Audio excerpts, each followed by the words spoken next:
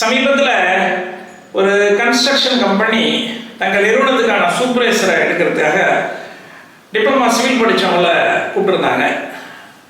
அந்த இன்டர்வியூவில் ஒரே ஒரு கேள்வி தான் கேட்கப்பட்டது. மாடி வீட்டை ஆர்சி பில்டிங்னு சொல்கிறோம், ஆர்சிங்கிறது எதை குறிக்குது அப்படின்னு சொல்லி கேட்டாங்க. வந்திருந்த ஒருத்தர் கூட சரியான ஆன்சர் சொல்லவே இல்லை. ஒருத்தர் கூட சொன்னார் சிங்கிறது காங்கிரீட் சார், ஆறுங்கிறது ரூஃபிங், காங்கிரீட் ரூஃபிங் அப்படின்னு சொன்னார்.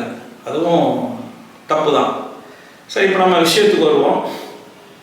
ஒரு மாடி கட்டிடத்து மேலே கும்பலாக நம்ம நிற்கிறோம், லோடு கீழே இறங்கும். அந்த லோடு எப்படி டிஸ்ட்ரிபியூட் ஆகுது அப்படின்னு பார்த்தா ரெண்டு விதமாக டிஸ்ட்ரிபியூட் ஆகும்.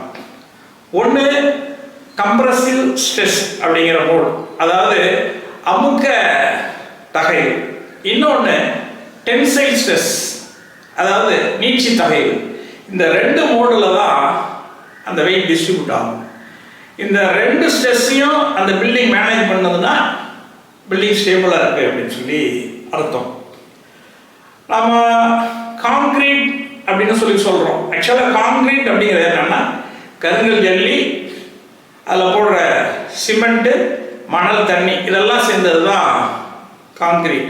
இந்த காங்கிரீட் என்ன பண்ணணும்னா கம்ப்ரசிவ் ஸ்ட்ரெஸ்ஸை சரி கட்டும், ஆனால் டென்சைல் ஸ்ட்ரெஸ்ஸை அதெல்லாம் சரி கட்ட முடியாது. இப்போ இங்கே தான் பிரச்சனை. வெறுமனே காங்கிரீட்டை மட்டும் வச்சு கட்டடம் கட்டிட்டோம் அப்படின்னா டென்சைல் ஸ்ட்ரெஸ்ஸை சரி பண்ண அப்படின்னா ஸ்டெபிலிட்டி இருக்காது, கட்டடம் இடிஞ்சுவிடும்.